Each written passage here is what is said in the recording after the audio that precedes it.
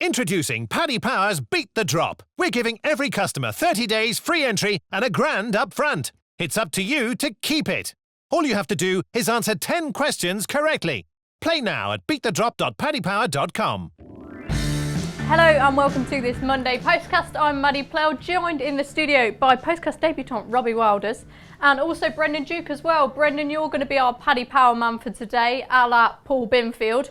Are you up to the challenge? Oh, I think so. I used to do this. I taught Pinner's everything he knows, Maddie. I'll be grand. Maybe it's me underestimating you then. Before we got on air, we had some quite interesting chat. Now, we're warming Robbie up into things because he's new to this whole Postcast lark. He's still probably better at it than both of us, Brendan. But everyone is very keen on knowing the latest on your love life. And we were ranking our dating apps. And you're back on Tinder now. Yes, I'm back on Tinder, but unfortunately that's the only one I have it compared to because I haven't branched out into Bumble or Robbie mentioned another one, Hinge. Hinge, Brendan, yeah, Hinge. Right, give us the lowdown then. Robbie, what's your 1, 2, 3? My 1, 2, 3 is Tinder, Bumble, Hinge. But the problem with Tinder is you have a limited amount of likes unless you subscribe per month. And I'm not a subscriber. Bumble, the onus is very much on the girl to message you first. And Hinge have kind of copied Bumble's model. So I'm going with that order. You're like experts, you two. Right. Anyway, we'll crack into the racing because it is going to be an amazing festive period. So excited for this postcast. First off, let's have a quick review of the weekend's action. Ascot, the JLT hurdle, Paisley Park. Great story. First grade one for Emma Lavelle and Aidan Coleman. Brendan, do you see him featuring anywhere in the Stayers hurdle? Oh yeah, I think he's got a massive chance. I mean, I just love this horse. I think he's a credit to connections. Last year he wouldn't settle and he couldn't jump, and I don't know who's responsible for the schooling down there, whether it's Barry Fenton or Coleman comes down to school him, but comes back at Aintree. Now they helped him in Aintree because they took out half the hurdles, but even then his jumping was a different. Comes down, and I thought in the Haydock was a revelation. He jumped so much better there. He settled him, he buried him on the inside, taught him so much. And at Ascot, he was a little bit big at a couple of hurdles early on, but he really warmed to it on the second circuit and jumped really accurately, I thought, in the main. Second last, he bungled slightly. But I know it's dangerous giving horses credit for something they haven't achieved, but you really do get the sense with this horse, the way he pricks his ears when he gets to the front, that there's more under the bonnet. I think he's a massive runner in the Stayers hurdle. Could you give us a run through? I'm going to be a big pain today asking for all sorts of markets just off the cuff, but just run us through the Stayers hurdle market as it is now. Sure. Penhill 6-1, Fav, Sam Crow 8-1, Forheen and Paisley Park 10-1, Super Sunday 12-1, Apples Jade 14-1, and 16's Bar. Yeah, now Robbie, the Stayers hurdle market, it's a bit all over the place at the minute. We've not seen Penhill, Faheen, big question marks about him, loads of others who probably aren't even going to go for the race, Sam Crow, Apples Jade, if the cap fits, horses like that. Yep. Paisley Park, where does he fit in on your radar? Well, he's a good horse, Paisley Park, isn't he? He's very progressive, he's very likeable, but I'd be quite concerned about his run in the Albert Bartlett, where he was very much tailed off in that. Last horse to finish, I think. Yeah, he was very much never in contention, but the Albert Bartlett can find out a lot of horses, can't it? But I'd say that the Irish would hold the keys at this stage, really, with the likes of Penhill and Super Sun if he goes. I was quite actually interested in Top Notch's run this weekend. Yeah. It's the first time he's gone over 3 miles. It looks like that's the way they're going to aim him this season. And was he priced up there, Brendan, Top Notch? Top Notch 1 second. Might have just been a prep, mightn't it, for something like the Ryanair. Fences. But is that the plan? That's a really interesting thought, though. If he did stay over hurdles, it's a wide open division. Oh, he travelled so well into that race, didn't he? And he's very unexposed at that trip. And we know he handles Cheltenham. He's second in a JLT, second in a Triumph. So there could be worse shouts, I'd say. Yeah, a few horses we're going to talk about have got entries in the Grand National. You know, likely to run in the Grand National. Valtor, who won the Silver Cup. Really, really impressively, Brendan. First start in this country, looked thoroughly exposed in France. Thoughts on him? Yeah, what do you make of this? 50 runs. And I don't know how straight he was for Saturday. Well, he was obviously fairly straight the way he won, but they bought him to win the National. I mean, it's just such an impressive performance to see a horse jump and travel like that. He looked the winner all the way. I mean, you're sort of looking at the race going, God, this is travelling well, and then said, how have I never heard of this horse? the handicapper should have had a handle on him after 50 runs. I know it was in France, but obviously didn't. He's gonna get about 10 or 12 pounds for that. That's the only problem. So that takes him up into sort of 160 territory, which is tricky. But he couldn't have been more impressive. Yeah, and what price is he for the National now? How did the bookies react? How did the bookies react? Let me see now. He is 33 to 1. I would imagine that's first show. I'm only guessing there. Yeah, okay. And Robbie, Valtor, did you like the look of anything in behind, or was it just really impressive? Forget about Valtor. This is more like Votor, wasn't it? Oh. I mean, this is a very impressive display. You'd have to say a great piece of recruitment from Simon Minear and Isaac Swade too. Yeah. I've been keen on Benatar for quite a while. I thought he took a step in the right direction. The first time over 3 miles, he was settled much better. He's obviously struggled with that in his previous races. Thomas Patrick, flat again, disappointing. And I know the last Samurai making some eye-catching late headway good run for from Harry him. Fry. Yeah, really good run. Another one who's probably going to end up at the Grand National. De Klondike, who won the Tommy Whittle, staying on past Ballyarthur in the closing stages. Again, a Grand National candidate. Brendan, any prices on him? Any impressions from his win at Haydock? Unfortunately, my computer has frozen. That's annoying, isn't it? If you just come back to me, I'll try and get your price for that. No worries. So, Robbie, De Klondike, he had those blinkers visors on for the first time, but he's a bit quirky, but he stayed on really strongly in the end. Yeah, I really like what he did there. He just loves the stamina test. I'd be quite disappointed he didn't actually go for the Welsh National. I think he'd have had a chance in that. His sort of race, perhaps. I think so, yeah. He just seems really suited by soft ground further than 3 miles. And he'll be a player at Aintree, I'm sure, but does he need that cut? Yeah, probably. Before we go back to Brendan, then a word on Mahayad, who's been a grand servant for the Skeltons. They had such a great record when they sort of broke through onto the racing scene in this race that they won on Saturday. And this also, county hurdle winner, he's still got big races in him. Yeah, he just seems to pop up every now and then, doesn't he? He's going to be in a tricky spot now, though, because he's kind of not quite a champion hurdle horse. He's going to be very high in the handicap now. It'll probably all rose to the county hurdle, you'd say, but it'll have a much higher mark than when he won it last year. So that'd be a concern. But a very likeable horse. There's a lot of horses in behind that are frustrating kind of types. We've got Western Rider in third. He obviously always promises to win a race of this kind. But as you said to me in the past, he seems a bit tripless. He travels so well, but I don't know. He just does he want it enough? I'm not questioning his attitude quite so much. I just think I can't see a set of scenarios where he'd actually come out on top. No. Yeah, it's a bizarre one. It's a tricky one. And I'll just add Flying Tiger as well. He's a real cliff horse for me. Well backed again, just could never get involved. He looks so well handicapped on past form, but again, where do you go with horses like that? Yeah, he's a tricky one as well. Brendan, back to you. Yes, the Klondike, 40s from 66, Maddie. And as Robbie said, would strike as a very ground-dependent horse. Okay. Spring ground. And Mahayad, what did you take out of that race at Ascot? Lisp. I thought Lisp would have won, but for track position, and I didn't think they went that strong a pace in the race. Lisp was only 4. I think it should have got a raise for a horse that won the race, and it's not going to. I'd say Lisp will go in the next day.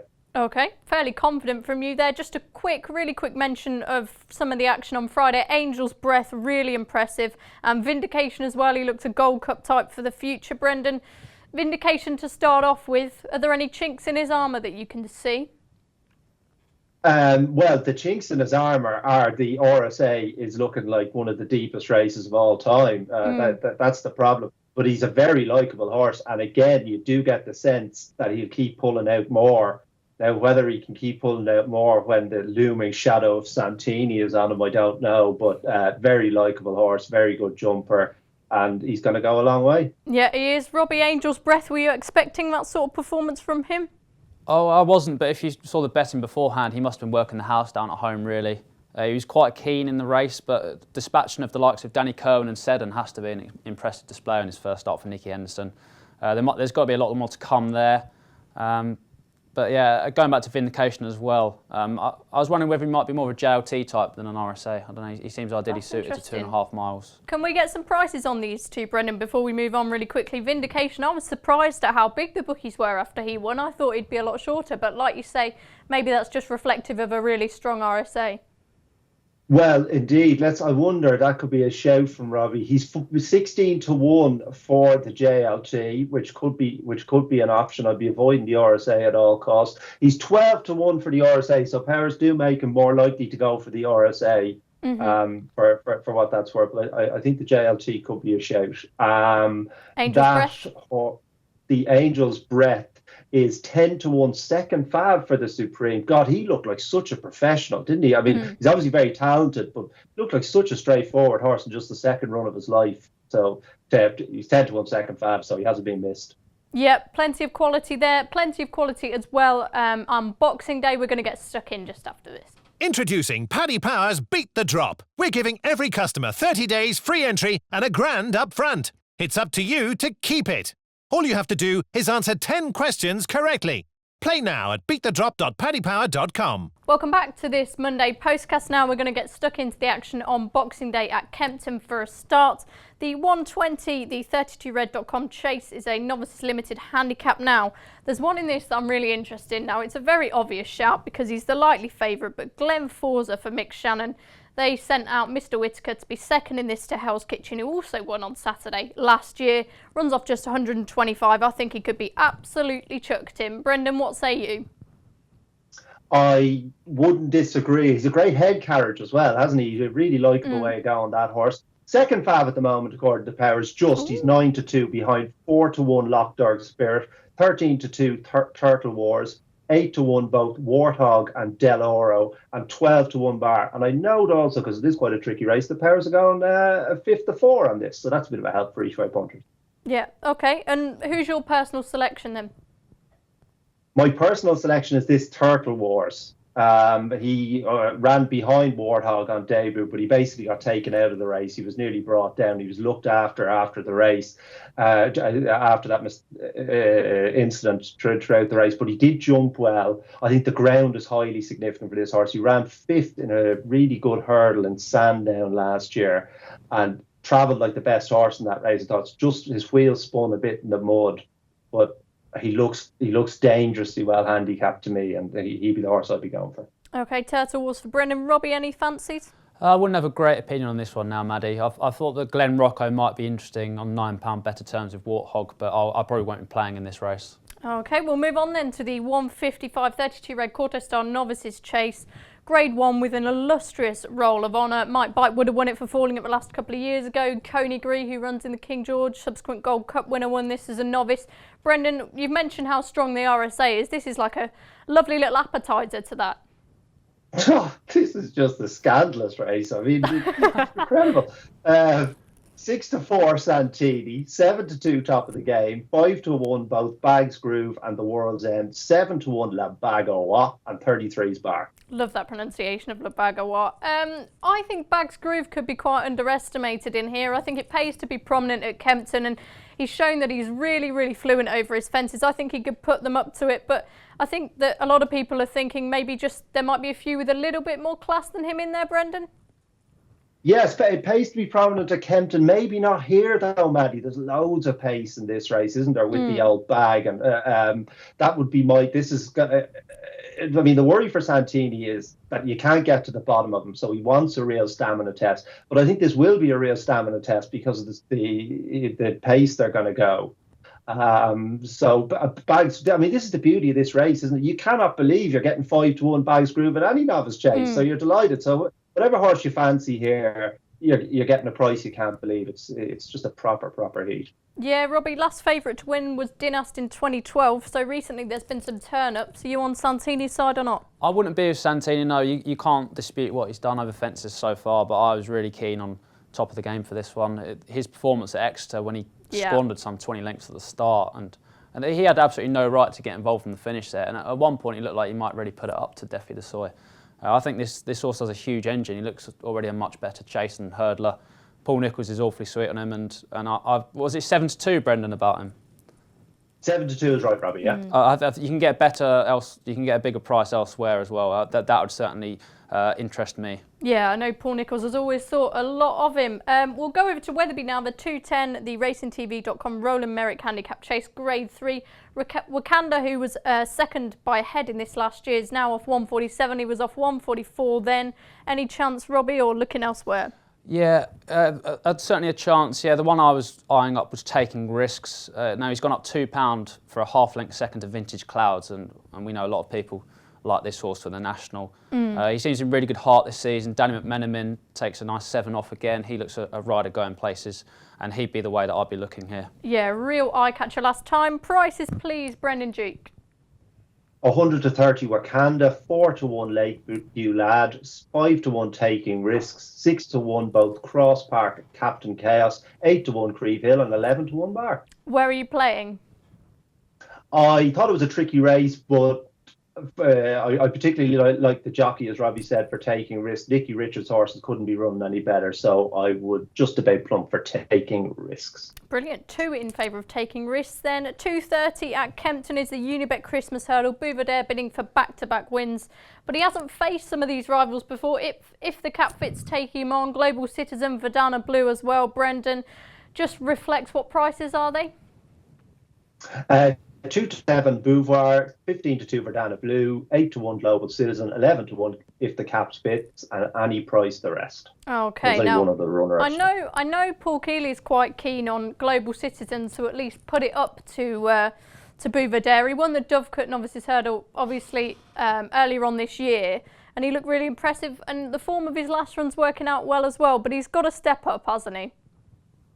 Oh yeah, huge step up. But the form, the list form, yeah. I mean, that looked a good race. That Newbury race looked a good race going. But the Jerry Fielding, indeed. And I suppose it's interesting in terms of the betting without market, this, isn't it? Because that's really what you're looking at. So it looks like Verdana Blue's just going to shade favouritism from Global Citizen and that. And I suppose for that market, if you were looking at it, Verdana Blue will be ridden to be second, whereas Global Citizen is going to go eyeballs out and try and put it up to the fav. So maybe that would just give you the edge to Verdana Blue. I mean, if the cap fits, is a lovely horse, but he certainly doesn't look like he wants to step back and trip. If anything, I'd be looking at the Stayers Hurdle with him. But Harry Fry, usually very good at placing his horses, but this seems a rather strange choice to me. And Robbie Bouvardere, do you think he can make it 3 champion hurdles fast forwarding into March? Oh, he's absolutely bomb-proof, isn't he? He'll win this before going into probably the Contenders Hurdle at Sandown and then winning the champion again. I can't really see past him. You're looking at the one to follow him home. I liked what Brendan said about Verdana Blue there, probably ridden to get second. I think that she is actually on terms, should really be coming second in this race as well. If the cap fits, is a horse I really like, but I was more interested in him going up in trip. He looks like a potential stayer. Yeah. I'm not sure if Connection's going to go that way, but he could be one of interest for the stayers as well in the future. Maybe if he doesn't run so well here, they might be forced to rethink their options. Yeah, Brendan, just throw us through the champion hurdle market really quickly. Yes, I can do that. I did tell you I was going to be a pain today. Not at all. It's no trouble at all. I need to sharpen my skills. 8 to 11 Beauvoir there. 5 to 1 Arena, 7 to 1 Sam Crow and Mellon, 14 to 1 Brain Power, 16 to 1 Super Sunday, and 20's Bar. Yeah, Brendan, if I was to tell you, right, I'll give you a tenner, which I'm definitely not going to do because I'm absolutely skint. And you can have it on one horse for the champion hurdle, not Bouvardere. Who would you go with?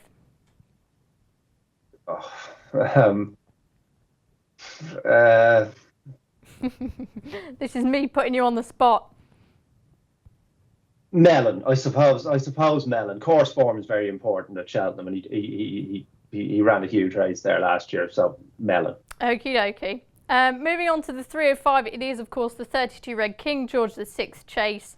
What a race this is. We've got the last 2 winners, we've got 2 Gold Cup winners, Tingle Creek winner, an unbeaten chaser stepping up, and a 4-time Group 1 winner, Grade 1 winner rather, in Bristol de Mai. So much quality there, Robbie. It's bit of a head scratcher in terms of what's going to play out, but who's your selection? It is. I mean, you really can make a case for 7 or 8, can't you, here? I've chopped and changed my mind in this race and a lot of the times, and I've actually come down on Bristol de Mai. I think his best run last season was obviously his second run, and doing what he did at Haydock on his reappearance was really taking on ground that we all thought wouldn't be exactly ideal. Yep. I'm willing to forgive him. I'm willing to take the risk that he is just a different horse this season, and I'll be playing him at around the 7-1 mark. Yeah, he is a good price considering he's beaten most of his rivals already this season. But Brendan, it's just a risk we take. Bristol De Mai, what do you think of him these days? He's a bit like Marmite. Yeah, I don't trust Bristol De Mai. I mean, I had him wrong going into Haydock because I was a soft ground horse, and he proved me wrong there. He may well prove me wrong, but I mean, I'm not sure any of my opinions really count on this race because I'm not having a bet. So if you're not willing to back it up with hard currency, you can just enjoy it, can't you? Yeah, absolutely. But I mean, I'd love to have a bet. There's something. It's just there's so many question marks. I mean, might Bite ran so badly the last day, waiting patiently the ground, Politolog, the trip, and I think there's a parade for the King George, isn't there? I'd have to check that actually. I don't think he digs on parades.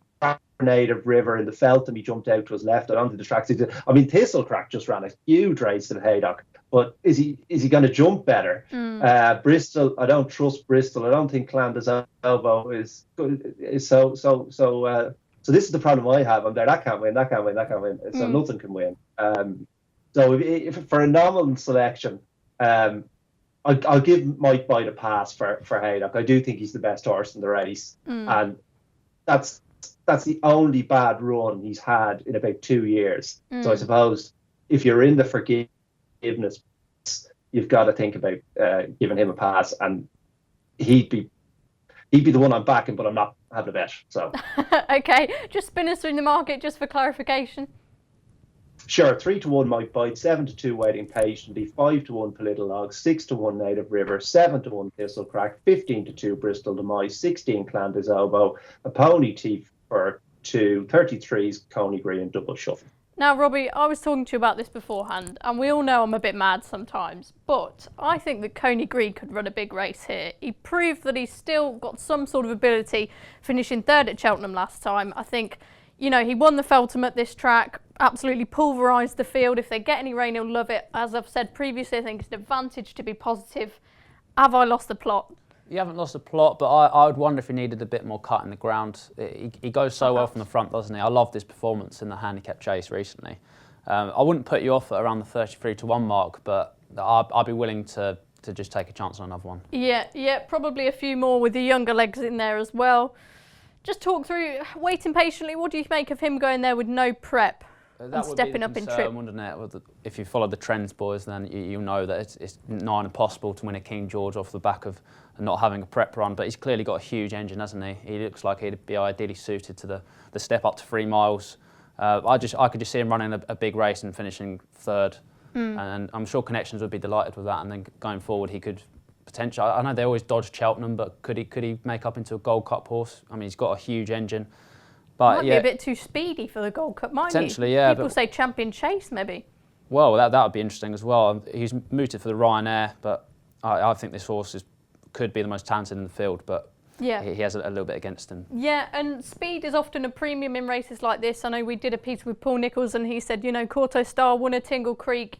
He was obviously very versatile and 1 in a million, but Politolog, lots of people fancying him, and he's won a Tingle Creek as well.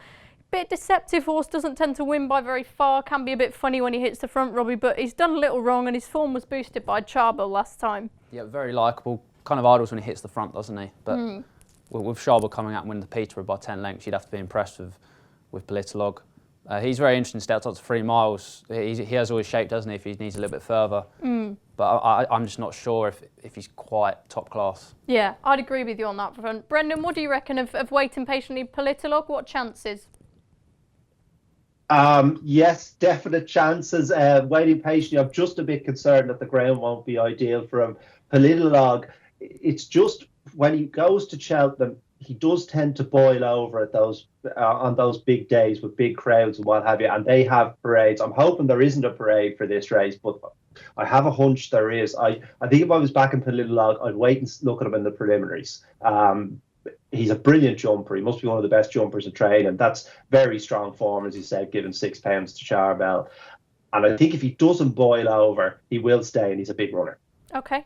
Moving on to other races on Boxing Day. There's the 2 o'clock at Limerick, a Grade 1. Now, Ruby Walsh isn't often a visitor to Limerick on Boxing Day. Usually he's at Leopardstown or Kempton. But he's going to ride Get a Bird, who seemingly can't go left-handed. So this looks a good move. What do you make of it, Brendan? Can he make it a smooth second success over fences? Yeah, I think so. I mean, Hardline is a very good horse and a really good jumper. And he sets a good level. But Get a Bird was a better hurdler and didn't do anything wrong. It was very, because he's not over big actually, Get a Bird, but it was very accomplished round of jumping on debut, and he should get it done here. Okay, and Robbie, thinking forward, Cheltenham, is it worth thinking of Cheltenham for a horse that, he was very disappointing at the festival this year? Yeah, would you have him go left-handed? I'm not so sure myself. I think he'll win here, absolutely. He's clearly got a huge engine, he's very talented. It's significant that Ruby's gone over for that ride. I thought he'd be at Leopardstown. But it's also, I could argue it's a shame as well that this has been moved up to a Grade 1, because that's given horses the option of staying away from Leopardstown. I thought Hardline would go for the 2-mile race over there. I thought he'd have a squeak there. He looks a natural over fences. But yeah, I think Get a Bird will have too much here. Okay, we'll move on swiftly then to the 2:20 at Leopardstown, the Racing Post Novices Chase. Mengley Khan, I presume, heads the market at the moment, Brendan? Yes, Mengley Khan is 9-4 of Wada Rev, 7-2 Laurishberg, 20-1 Us and Them, and 25 Bar. And while you scramble to get the Arkle betting up, Robbie, I'll go over to you. Mengley Khan, what are your impressions of him? I was really impressed with his chasing debut, yeah. I'd wonder if Forge Meadow didn't quite run up to form. She's been quite disappointed over fences. She's a smart hurdler. I think he's a bit short here, to be honest. He's only had one start over fences. I like Laurishberg. I actually backed Laurishberg a few weeks ago. I can't see him out the frame. The step down back to 2 miles will suit. He ran a good race in the Drimmoor behind Delta Work. And I can see him putting it up to Mengley Khan for sure. Okay, Brendan, Mengley Khan for the Arkle. What price is he now? I know a lot of people are on him. Yes, he's 11-2 second fav, and the other significant runner here of Wada Rev is 14-1. Fabulous. Sorry, go on. Yeah. Interestingly, when I was doing the preview, when I was writing my notes, it was 4-6 and 3-1, and I thought the gap was too big.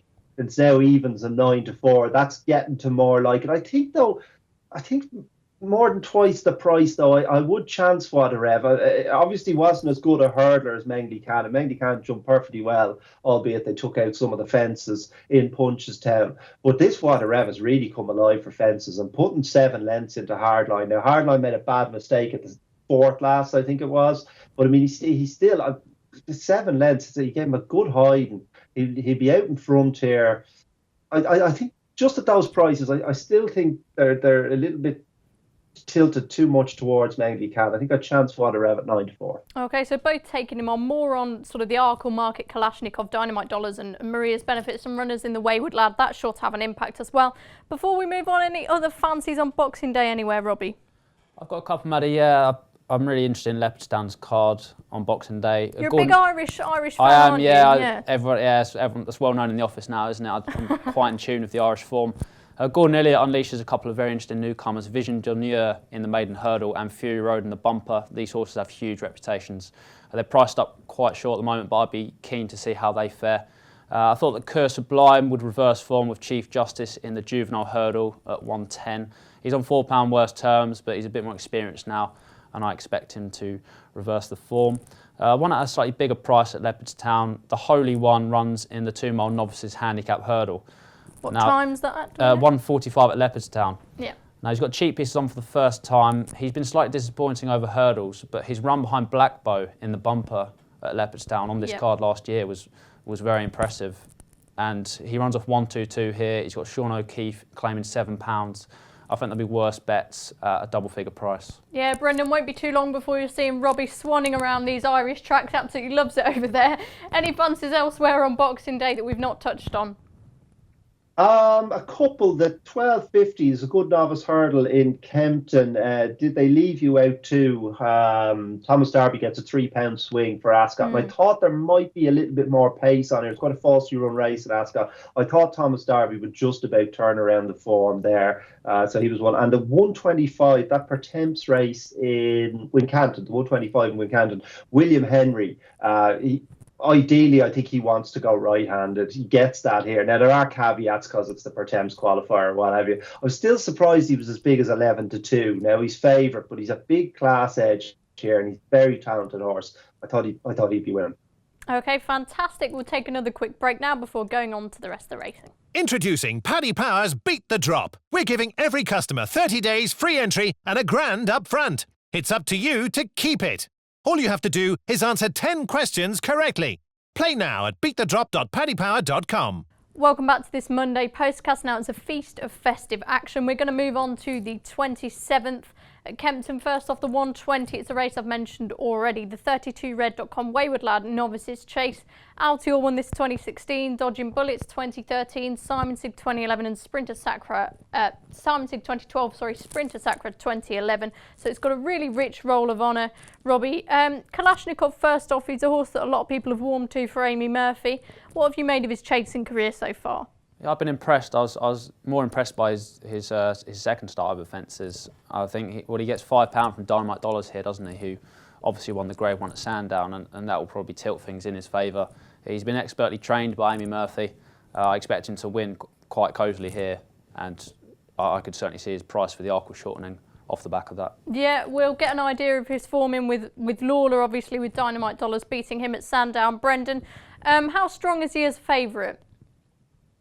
He is the 4-6 Fav, 7-2 Dynamite Dollars, 11-2 Maria's Benefit, 10-1 Pacific Dawn, and 14's Bar. Okay, and can you see him beaten? No, I think I think even off level weights, I'd fancy him to beat Dynamite Dollars. So getting the weight, and I don't think Maria's Benefit is quite up to this class. So I can understand why he's 4-6. I was going to make a case for Maria's Benefit. How dare you say she's not up to this class? Well, it's very easy to tip the 4-6 Fav. Go ahead. I like the bit of No, it's okay. I just think, she sort of comes in this under the radar a little bit, doesn't she? Because she's not one from one of the sort of sexier stables. I guess Amy Murphy isn't either, to be fair, though, Robbie. But let's move forward to the Arkle then. Kalashnikov, do you think he's got any obstacles to overcome before he gets there? Has he got anything to prove to you, or is it just keep going in the same direction? Yeah, I think all roads will lead to the Arkle. Yeah, he's impressed me so far. He's in that bunch, isn't he? A cluster of horses that very much deserve to be disputed in favouritism. I'm happy to forgive Layla's run at Sandown. It was a bit soft from there. If it's good soft at Cheltenham, after that display at Cheltenham on his first over fences, I was very taken aback by that. And I think people might be writing him off a bit too soon. Okay, so would he be yours eventual sort of selection at this stage? He would be. I have backed him anti-post already, and I'll continue to pin my colours to him at this stage. Yeah, I can definitely understand that. Brendan, brief mention, neither of you were keen on Mengley Khan, but Kalashnikov, Dynamite Dollars, Lawler, they all look a pretty strong bunch. Yeah, well, I was disappointed with Lawler and Sandown, but he did make a mistake early. I wasn't as worried about the ground as they were going into it, but maybe I underestimated how soft it was. He looked really, really good the first day. He's a gorgeous looking horse. I'm always seduced by these particularly handsome specimens. He is gorgeous, isn't he? I mean, he's like Andrex. He's long and strong, and he's got those lovely big ears on him. He's a joy. He's a joy to behold. So I do probably tilt too far. I'm a slave to the aesthetic, Maddie. I can't help it. I can't get over that comment. That's just not something that's going to go away from my mind very quickly. He's like Andrex. Anyway. Well, so Laura for me. But Laura for you. Whether the witness is biased, I don't know. Yeah, more of the dating talk perhaps when we go off air. We'll move on to the 135 at Chep. So the Coral Finale Juvenile Hurdle. It's a Grade 1. Keldestan, he sort of put his marker down for the triumph at this stage. Robbie, how he's notched up? You can't really knock him because he's notched up a sequence of wins, but do you sort of get the impression that something could improve past him? No, he's very likeable, isn't he? He's consistent, but yeah, you would keep your fingers crossed that something comes out and has a bit more class than he has.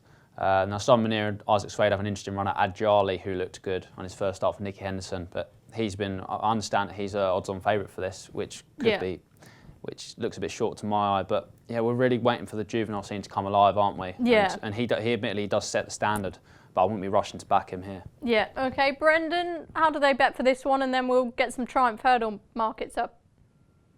Sure, he's Ajali, as Robbie said, is 4-5 Fab, 7-2 Kelda Stan, Portillo is 9-2, Chica Buena 5-1, and 6-1 Arvern. Yeah, now it's often hard to sort of gauge where we are with these juveniles, having not seen a lot of them, but what do you make of the division as a whole so far?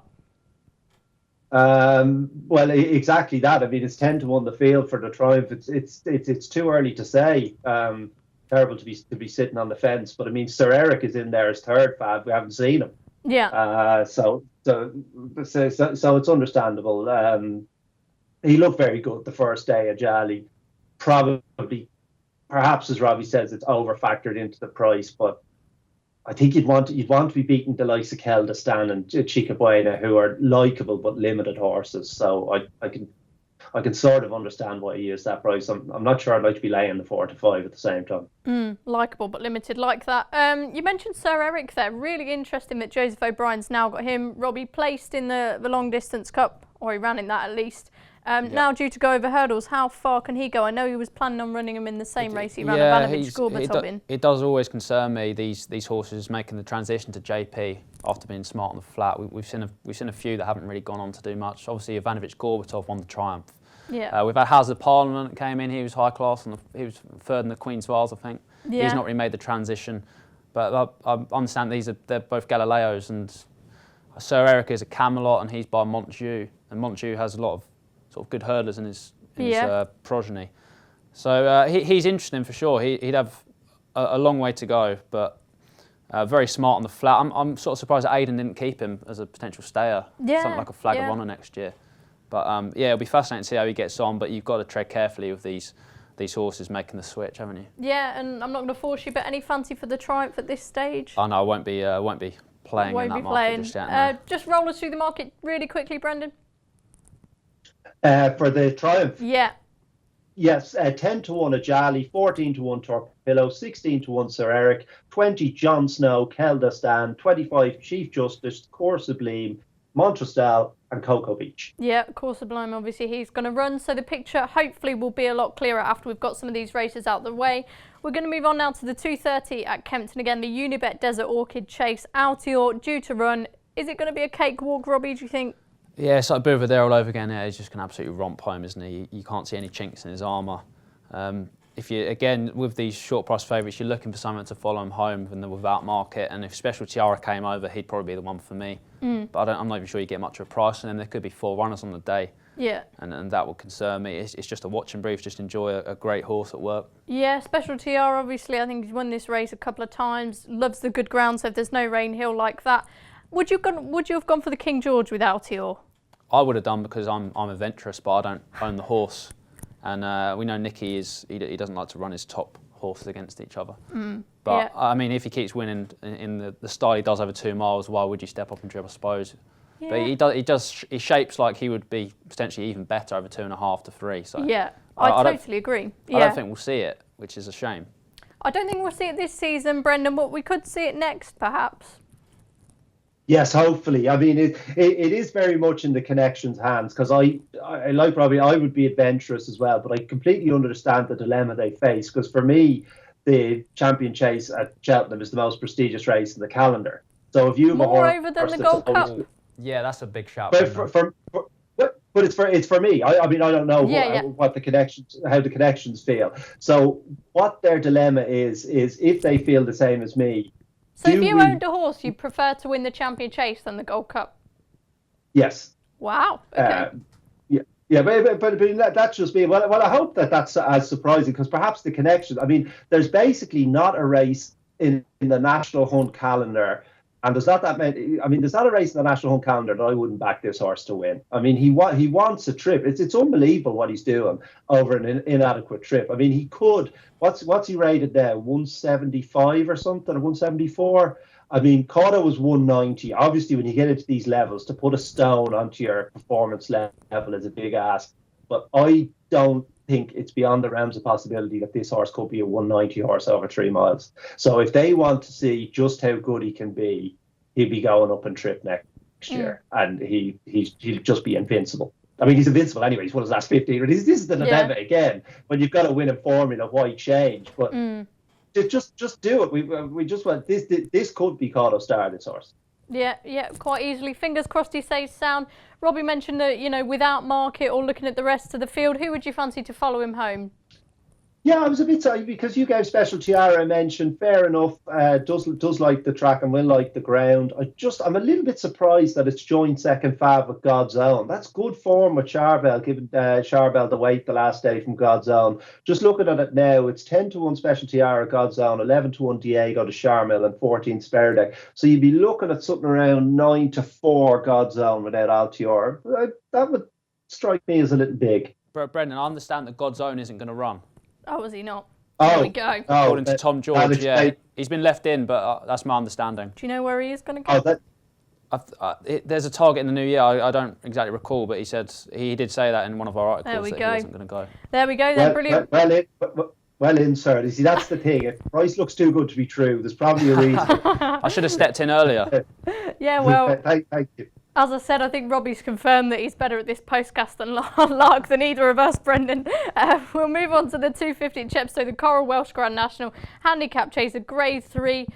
Now, this race, I think unless you're a superstar, as the likes of Native River has been in recent years, I think you want to be off quite a low weight. I'm not sure there's necessarily a superstar in it this year, Robbie. Is that fair? No, you'd have to say Elegant Escape really sets the standard, doesn't he? He's got he's got a similar profile to Native River. He wouldn't have the class that Native River has, but I mean, you can draw comparisons between the two, can't you? Yeah. But yeah, you are looking for something lurking down the weight, so I couldn't really come down on anything. I touched upon earlier the Klondike, the Tommy Whittle winner. I would like to see him go there. I think he could have gotten shake-up for sure. But no, I think I'll probably sit this one out at this stage. OK, it is still early days. Brendan, any fancy for the Welsh National and spin us through the prices?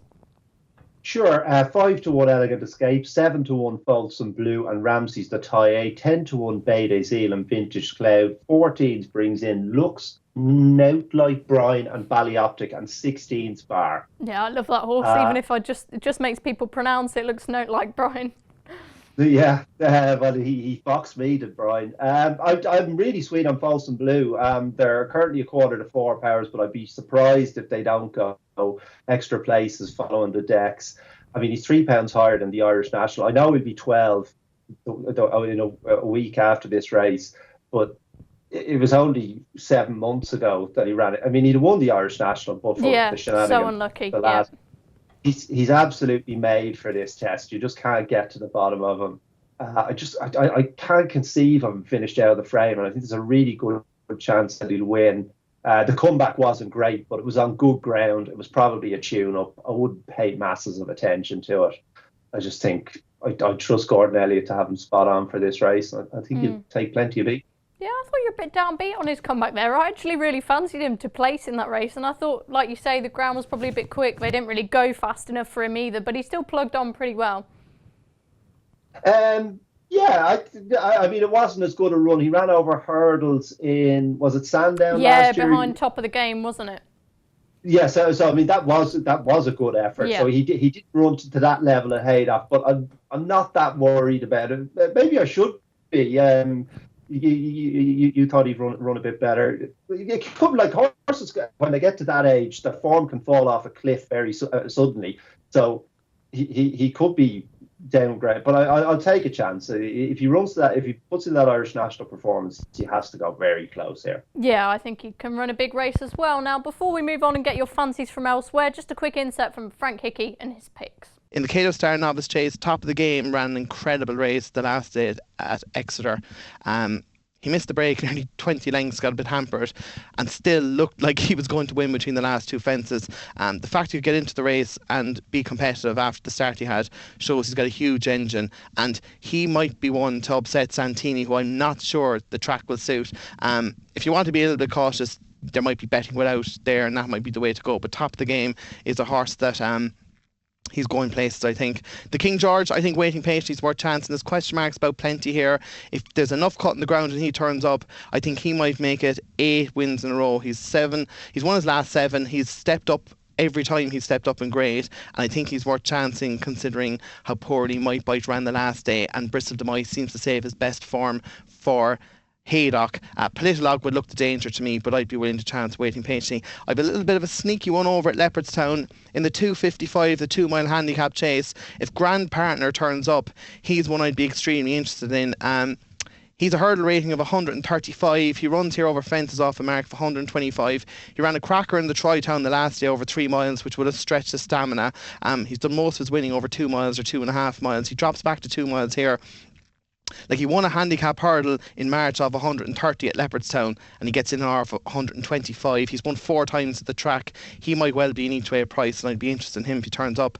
And then working on to the Welsh National, the day after St. Stephen's Day. Just to give some context, it takes a really good horse to win this race carrying more than 11 stone. In the last 10 years, only 3 have done it. Gold Cup winner Synchronised and Native River, and Grey One winner Notre Pierre. So I'm going to focus on the lower weighted horses here, because I don't really think there's a proper Gold Cup horse in there, or that kind of standard. Kansas City Chief, if he turns up, amazingly enough, he was a pretty good chaser in Ireland.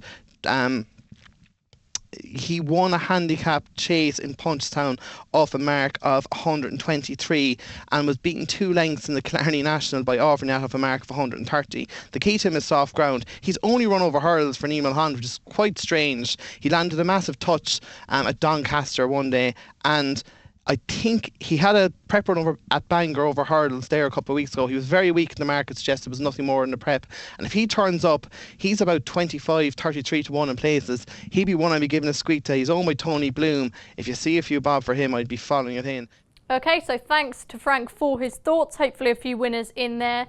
Robbie, anything else over the festive period you've got your eye on? Yeah, there are a few I've been interested in, Maddie. In the 105 at Chepstow on the 27th of December, they download the Coral App Handicap Chase. Now, Venetia Williams has won 5 of the last 6 runnings, and Wow. Charlie Deutsch has been jocked up to our Calypto.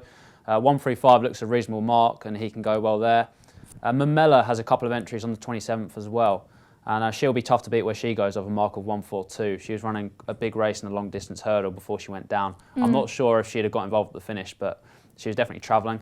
There's a potential mare's handicap hurdle at Limerick where You Can't Call Her That is rated something like £50 lower over hurdles than over fences. She's a grade 2 winning mare over fences.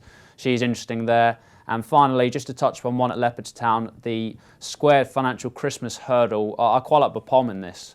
I mean, how often do we see that these juveniles take a year or so to get back into the swing of things after their juvenile campaign? Yeah. He's 5 now. He's only 3.5 lengths behind Super Sunday at Fairyhouse in their reappearance, and he really put it together at Auteuil in the summer.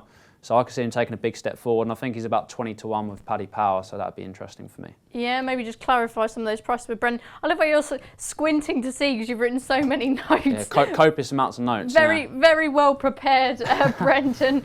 Anyone that you're fancying over the festive period?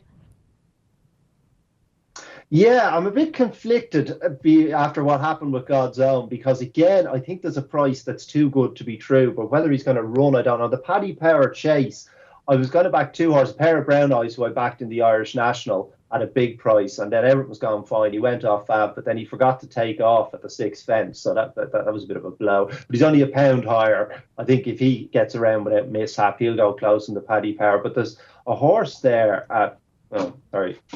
Well, this is giving up the ghost.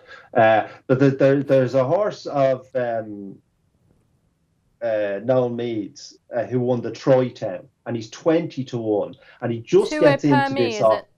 Yeah. 2A per me, and he just gets into this off 150, 151, and he would have been too high. So you'd imagine that they'll nearly run him. I mean, that Tri-Town looked strong form beforehand, and Jessica Harrington's mare has since gone and hosed up in the chase in Newbury. So that's given it a boost. And I just can't understand how he's 20 to 1. Now, he got £12, but he really did look like he could be potentially top class. There wasn't never a stage during that race he didn't think he was going to win. So I'd be tempted to back him at 20 to 1, but now I'm a bit gun shy that he mightn't run. That's but I haven't heard anything. I had a look. I haven't heard whether he's running or not, but I assume he will run. So keep your finger on the pulse with that one then, Brendan. Yeah. Now it's time for your midweek naps. This will not be beaten. Take it away, Brendan. Who's your strongest fancy? In the 120 at Kempton on the 26th, Turtle Wars. Okay, that was nice and early. Got that in there, Robbie? On the Friday, the 3 o'clock at Leopardstown, the Savills Chase, Road to Respect. I should elaborate a bit. We've not spoken about that race. Yeah, go for Absolutely love this comeback run in the JM1 at Down Royal. He's better going left-handed. I think he'll be a huge player in the Gold Cup this year. There are a couple of question marks, like Bells Hill and Presenting Percy haven't run yet this season. I think he's about 3-1 at the moment. I think that could go off a hell of a lot shorter. And I could see him putting himself right in the Gold Cup picture after that. Okie dokie, that should do it for today. Thanks for joining us. If you enjoy these shows, make sure you rate, review and subscribe wherever you're listening to us from. Make sure to tune in to our Thursday football postcast, where we'll be looking at the weekend's action and the games on Boxing Day. And we'll be back here on Friday for a detailed look at the race cards. So until next time, that's goodbye. Introducing Paddy Power's Beat the Drop. We're giving every customer 30 days free entry and £1,000 up front. It's up to you to keep it. All you have to do is answer 10 questions correctly. Play now at beatthedrop.paddypower.com.